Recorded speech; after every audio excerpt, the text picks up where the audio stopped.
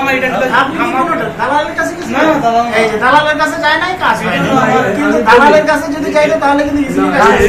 20 সালে ওনার পেমেন্ট করা, আপনারা যে ওনার তো মালিকানা হস্তান্তর, এটা তো এমন কোনো কিছু না, রেজিস্ট্রেশনও না, কিছু না।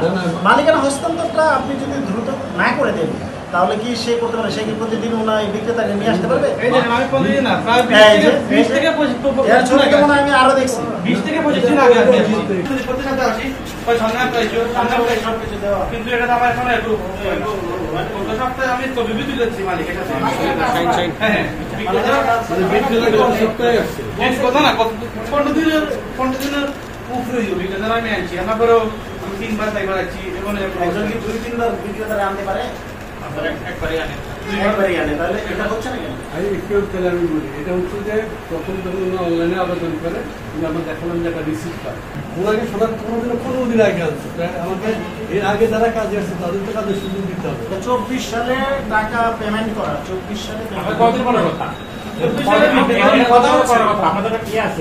বিষয়টা হচ্ছে 24 সালে ওনার পেমেন্ট করা, আপনারা যে ওনার তো মালিকানা হস্তান্তর, এটা তো এমন কোনো কিছু না, রেজিস্ট্রেশনও না, কিছু না।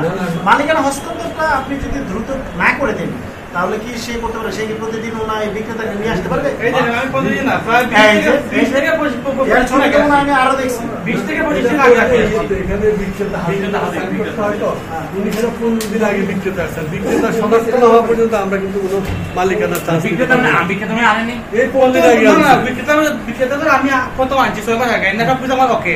এখন আমি এইখানে আমার এটা দালালের কাছে কিছু না, এই যে দালালের কাছে যায় নাই কাজ হয় না, কিন্তু দালালের কাছে যদি যাইতো তাহলে কিন্তু ইজিলি কাজ হয়। যমুনা ইলেকট্রনিক্স ঈদে ডাবল খুশি অফার সিজন 3, যে কোনো পণ্য কিনলেই পাচ্ছেন নিশ্চিত ঈদ উপহার। আপনার তো সিজন ছাড়া আছে, কতদিন তো করবেন, তাই না স্যার? আপনার উনি মালিকানা তিনি বিক্রি করছেন, উনি তো আসছেন না আনা পর্যন্ত আমার 15 দিন আগে হয় নাই। আমি কি বলা আছে, কি বলা আছে, আমাদের 1 মাসের ভিতরে 30 দিনের ভিতরে সমাপ্ত করতে হবে।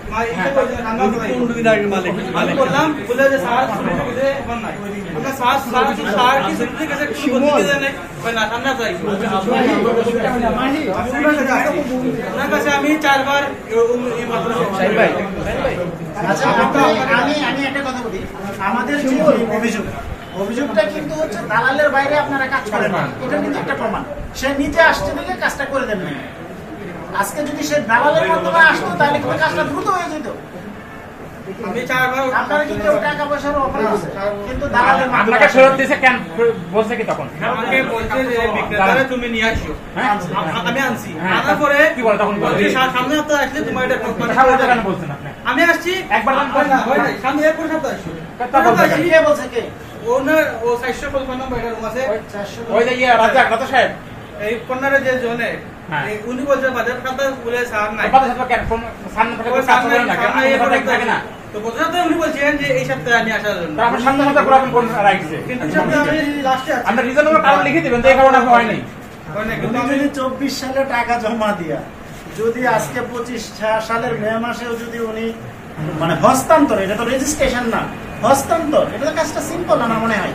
হস্তান্তরটাই জটিল, কারণ উনি যে বিক্রেতা সেটা হাজির না হয়, বিক্রেতা হাজির হয়েছে, বিক্রেতা 15 দিন আগে এর যেসব কিনা পয়সা ওই শুধু বিক্রেতা নিজে মানে ছিল উপস্থিত ছিল, উপস্থিত থাকার পরও বিক্রেতা কথা হচ্ছে একজনের এখান থেকে সিএনজিটা কেনার পরে ওনার ফাইলটা একটু আনাই তাহলে